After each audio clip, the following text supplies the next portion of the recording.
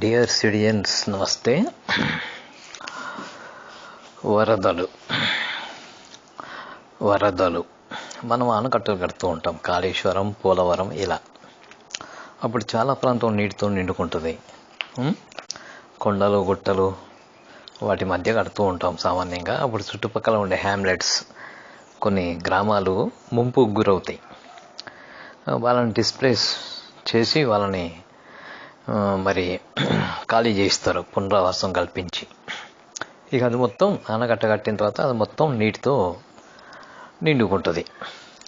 మరి పట్టణాల్లో ఆల్రెడీ కుంటలు, చెరువులు, నాలాలు ఉన్నాయి. మరి వీటిని కబ్జా చేసి చిన్న చిన్న ఆనకట్టల్లాగా ఇండ్లు కట్టుకుంటే మరి కురిసిన ప్రతి వర్షపు నీరు ఎక్కడ పోవాలి? నీరు పల్లానికే పోతుంది కదా. ఇంతకుముందు ఎక్కడైతే నాలాలు, చెరువులు ఉన్నాయో, కుంటలు ఉన్నాయో అక్కడికే పోతాయి. మరి అక్కడంతా ఇండ్లు కట్టుకుంటే మరి ఇంటిలో తిష్ట వేయకుండా ఇంకెక్కడ పోతుంది? నీరు అక్కడికే పోతుంది కదా. అదేమి విఐపి సామాన్యుడు అనేది అదైతే చూడదు. ఎక్కడ పల్లం ఉంటే అక్కడికి పోతానే ఉంటుంది. మరి కబ్జా చేస్తే అదేమన్నా ఊరుకుంటూ ఉంటుందా? అదేం ఊరుకోదు. ఎవరైతే కబ్జా చేశారో వాళ్ళ దగ్గరకు వచ్చి అది తిష్టేసుకొని కూర్చుంటుంది. గగ్గోలు పెడితే ఎట్లా? మరి ప్రభుత్వాలేమో ఖాళీ చేస్తానికి పోతే ఆ కింద ఉండేటోళ్ళు, మన హైదరాబాద్లో మరి ఎక్కడైతే పైనుంచి కిందకి వర్షం పోవాలనో అక్కడ ఎక్కడైతే నాలాలు అవి ఇవి అబ్స్ట్రక్ట్ అయినాయో వాటిని ఓపెన్ చేసి నీళ్లు కిందకి ఇడిస్తే ఆ కింద ఉండే వాళ్ళందరూ పరిగెత్తుకుంటూ వచ్చి అరే రే రే రే రే ఎట్లనయ్యా, అరే మేమంతా మునిగిపోతాం, మరి మీరంతా మునిగిపోతానంటే మరి నీరు ఎట్లా పోవాలి? నీరు ఇట్లనే పోవాలి కదా. నీళ్ళు డౌన్ వర్డ్స్కే పోవాలి కదా, పల్లానికే పోవాలి కదా. మరి వద్దంటే ఎట్లా? మరి మేము మునుగుతాం ఇట్లా అన్నమాట. ఎవరికి వాళ్ళు మేము మంచిగా ఉండాలి, మేము బాగుండాలి. ఇక అట్లా అంటే మరి ఎట్లానండి? విచిత్రంగా అసలు ఎట్లా ఆలోచిస్తారు? నీరు పల్లానికి పోతుంది, పల్లానికి పోయిన తర్వాత అక్కడి నుంచి ఎట్లా బయటకు పోవాలనేది ఆలోచించాలి.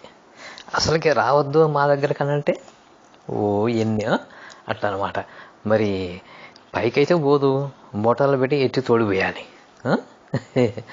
అది ఎట్లా చేస్తారో ఏమో అర్థమైంది కాదు. మనుషులు అని మనం చాలా తెలివి అది ఇది అనుకుంటాం, కానీ ఇట్లా వర్షం వస్తే సరే ఇప్పుడైతే వచ్చింది, ఇంతకుముందు 100 ఏండ్ల క్రితం వచ్చింది ఇంత భయంకరంగా అంటే మరి ఇప్పుడు వచ్చింది ఏం రావద్దనా? రేపు మళ్ళీ నెక్స్ట్ ఇయర్ రావద్దనా? మళ్ళీ 100 ఏళ్ళకే వస్తుందనా?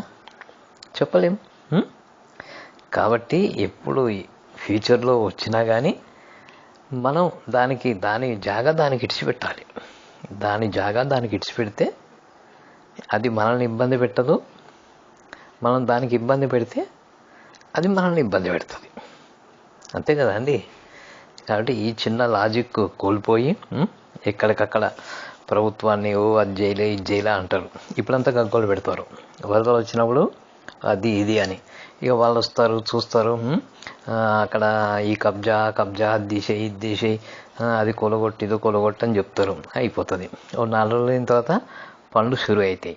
పనులు షురు అయిన తర్వాత మళ్ళీ వాళ్ళే వస్తారు.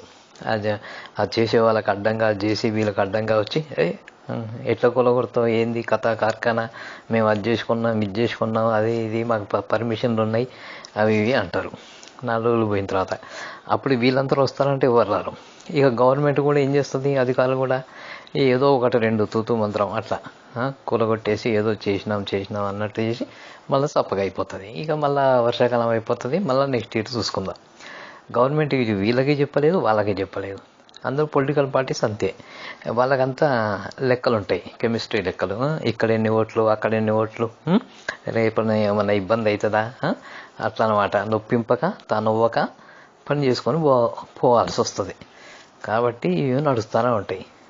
వరదలు వచ్చినప్పుడు మాత్రం ధూమ్ధామ్, గగ్గోలు, శాపనార్థాలు, అది ఇది కథ.